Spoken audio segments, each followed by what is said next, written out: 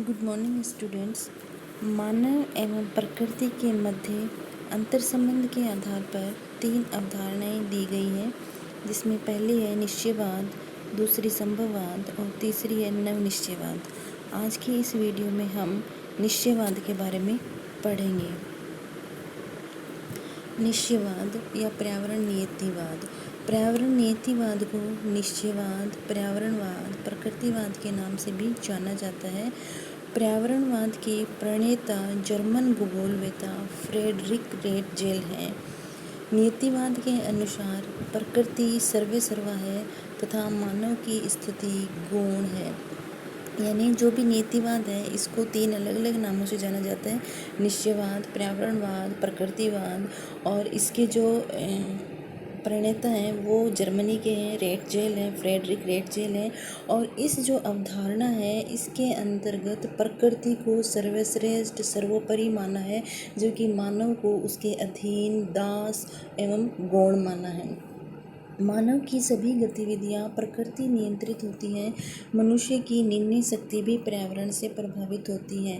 इस जो अवधारणा है इसमें ये बताया गया है कि जितने भी मानव की जो भी एक्टिविटी हो रही है वो किससे कंट्रोल है? एनवायरनमेंट से या नेचर से कंट्रोल है। इवन यहाँ तक उनकी जो डिसीजन पावर है, जो थिंकिंग पावर है, वो भी सारी की सारी एनवायरनमेंट से ही इफ़ेक्टेड हो रही हैं। तो इस जो कंसेप्ट है डिटर्मिनिज्म का, जो मुख्य जो बेस है या आधार है वो ये है कि प्रकृति ने मनुष्य को बनाया है और मनुष्य का कोई भी इसमें रोल नहीं है। यानी सब कुछ क्या किया है? प्रकृति ने ही किया है। नियतिवाद मानव क्रिया प्राकृतिक वातावरण का परिणाम है। यानी मानव जो भी क्रिया करता है वो सारा का सारा किससे प्रभावित है? वातावरण का प्रभाव। यानी जो भी मानव जो क्रिया करेगा वो किस अकॉर्डिंग करेगा? उस वातावरण ऐसा है इसलिए वो ऐसी क्रिया कर रहा है। वो मतलब इस जो अवधारणा है इसमें ये कहना चाह रहा है ये कि मानव जो वो अपने विवेक से, अपनी बुद्धि से वो काम नहीं कर रहा, बल्कि किससे कर रहे हैं? वहाँ का एनवायरनमेंट ऐसा है, वहाँ की क्लाइमेट ऐसी है, वो उसको बाध्य कर रही है कि तू ऐसा काम कर। ठीक है, इसमें मनुष्य का या मानव जाति का कोई भी रोल नहीं है। उसके बाद में कि प्रकृति जैसा चाहती है मानव व्यवहार उसी भांति होता है। मानव के निर्णय की शक्ति भी वातावरण से ही नियंत्रित होती है। इस विचारधारा के अनुसार पर्यावरण सर्वशक्तिमान है तथा प्रकृति शक्तियों के सामने मानव मात्र एक निष्क्रिय अभिकर्ता है। मतलब इसमें जो है ये जो अवधारणाएं जितनी भी हैं वो प्रकृति है ना और मानव, इन दोनों के रिलेशन से बताई गई है। लेकिन निश्चयवाद में क्या है कि प्रकृति को ही ज़्यादा हाईलाइट किया गया है, मानव पर कोई बिल्कुल उसको एक्टिव माना ही नहीं है। मानव जो है वो बिल्कुल निष्क्रिय है और प्रकृति जो है वो ही सब कुछ है। इसके बाद में इसमें है कि विश्व के विभिन्न भागों में मानवीय व्यवहार में अंतर जो है, विश्व के विभिन्न भागों में मानव व्यवहार में अंतर प्राकृतिक वातावरण में पाए जाने वाले अंतर के कारण होता है। जैसे जायरे के पिग्मी, कालाहारी के बुशमैन, ध्रुवीय क्षेत्र के एस्किमोस का जीवन एक दूसरे से पूर्णतः पृथक है, जो कि पर्यावरण की भिन्नता के कारण है। यानी इन्होंने ये कहा है कि जैसा अलग अलग उनको एनवायरनमेंट मिलेगा उसी के अकॉर्डिंग उनका रहन सहन, उनकी लाइफ स्टाइल जो है वो उसी के अकॉर्डिंग होंगी। जैसे जायरे के पिग्मी, जायरा कैसा रीजन है? वो एक विषुवत प्रदेश है, यानी वहाँ पर रोज़ाना रेनफॉल होती है, टेम्परेचर भी ज़्यादा रहता है। तो ये जायरे की जो पिग्मी जो जनजाति है उनकी लाइफ स्टाइल जो है वो वहाँ के एनवायरनमेंट के अकॉर्डिंग होगी। फिर जैसे कालाहारी जो है वो कैसा है? वो डेजर्ट एरिया है, तो वहाँ की जो जनजाति है बुशमैन, उसकी जो लाइफ स्टाइल है, वहाँ का पशुपालन है, कृषि है, वो सारी की सारी कैसी होगी? उस क्लाइमेट के अकॉर्डिंग होगी। इसी प्रकार ध्रुवीय क्षेत्र के एस्किमोज हैं, तो एस्किमो की जो भी काम हो गया वो वहाँ के क्लाइमेट के अनुसार होगा। तो इन्होंने इनका ये कहने का है कि सारी जितनी भी जनजातियाँ हैं या जो भी ह्यूमन बीइंग हैं उनका जो भी एक्टिविटीज़ हैं वो वहाँ के क्लाइमेट के अकॉर्डिंग चेंज होती रहती हैं।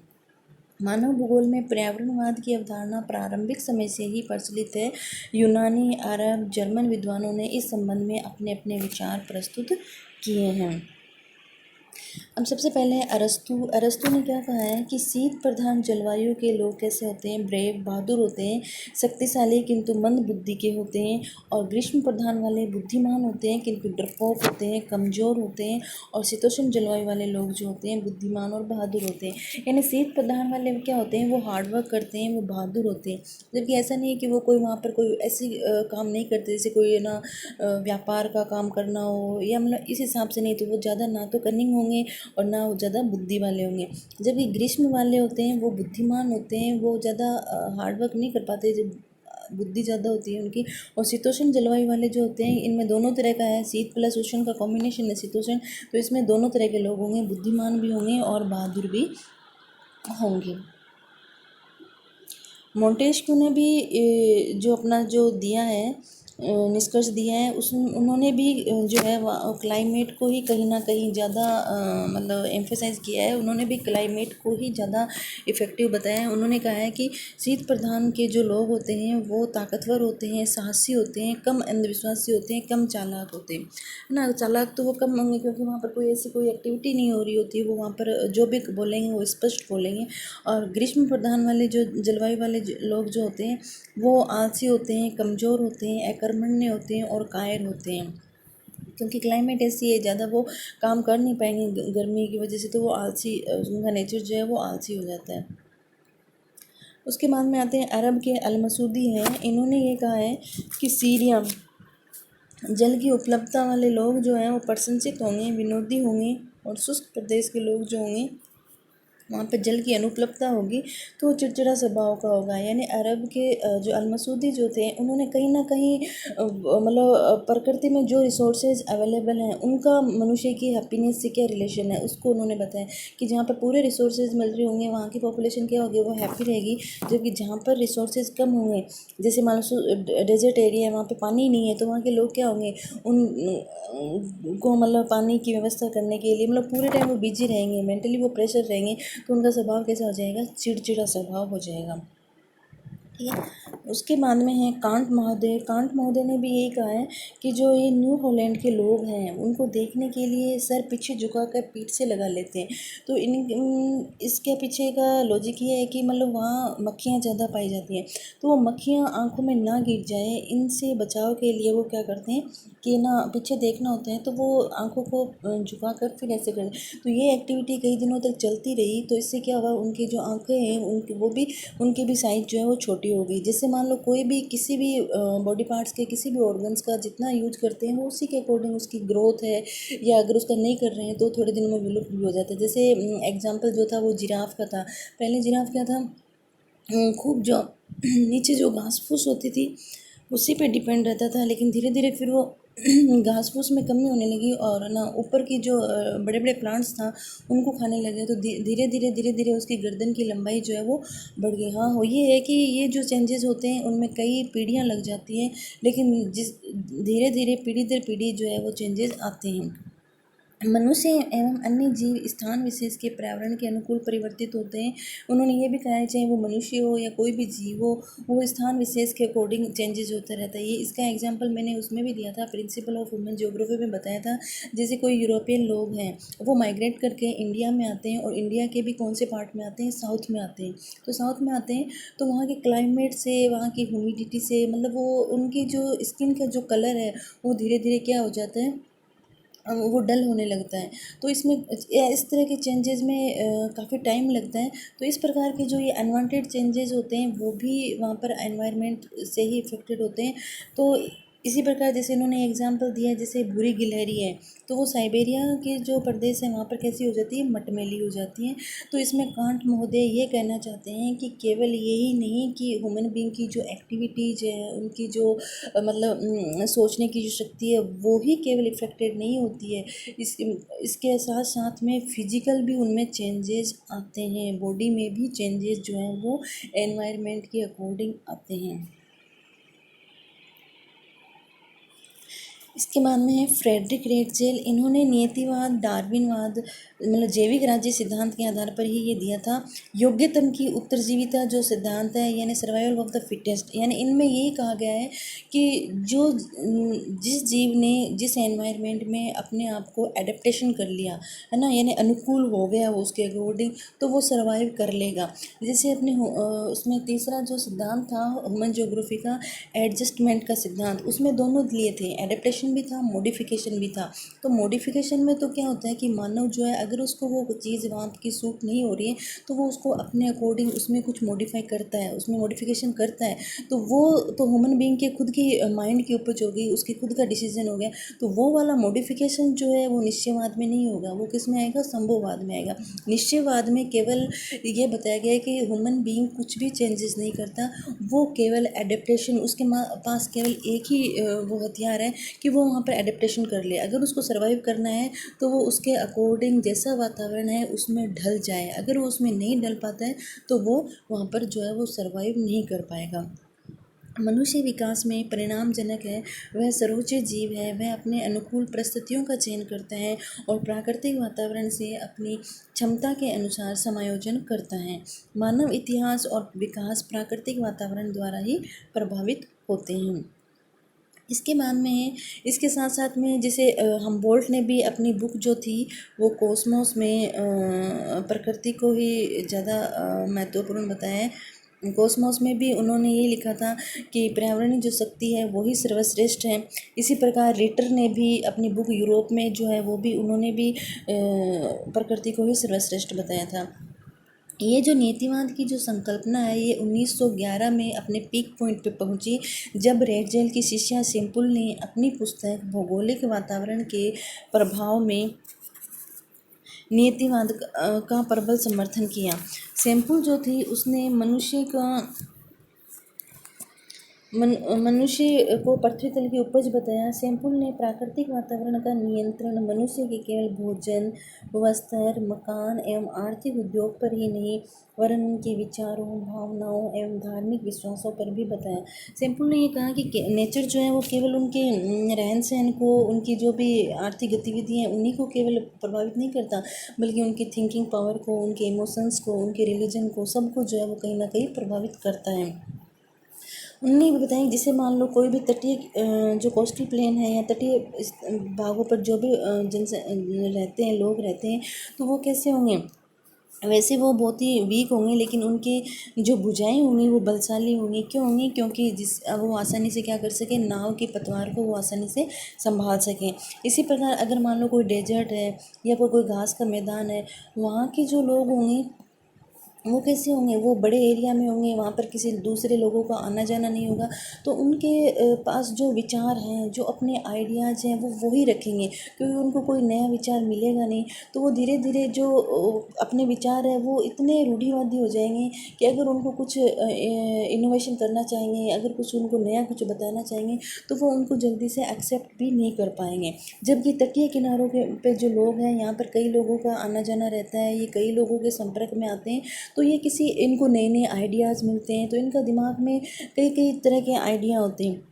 तो ये ना रूढ़िवादी नहीं होकर के जो भी कुछ नया आता है उनको एक्सेप्ट करते हैं। अगर वो सही है तो उनको लाइफ में उनका इम्प्लीमेंट भी करते हैं, अगर वो उनको सही सूटेबल नहीं है तो फिर उनको नहीं करते। तो ये हमेशा जो कोस्टल प्लेन वाले जो भी लोग होते हैं, वो हमेशा कुछ भी इनोवेशन होता है, कुछ जो होते हैं उनके लिए वो हमेशा तत्पर रहते हैं, जिज्ञासु रहते हैं। जबकि ऐसा एरिया जैसे पहाड़ी हो गया, पर्वतीय क्षेत्र हो गए, दुर्गम एरिया जैसे डेजर्ट है, जहाँ पर लोगों का आना जाना नहीं होता है, वो किन्हीं दूसरे लोगों के विचारों से प्रभावित नहीं होते हैं, दूसरे लोगों से संपर्क में नहीं आते, तो वो केवल अपना जो एक विचार है उसी को बार बार उसी को रिपीट करते रहते हैं, तो वो किसी नई चीज़ को जल्दी से अडॉप्ट नहीं कर पाएंगे।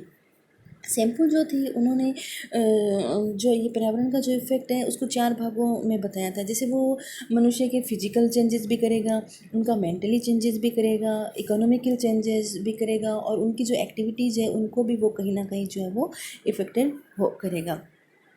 इसके बाद में आता है अमेरिकी भूगोलवेत्ता जो थे वो हंटिंगटन ने भी बताया कि सभ्यता के विकास में जलवायु की प्रमुख भूमिका होती है।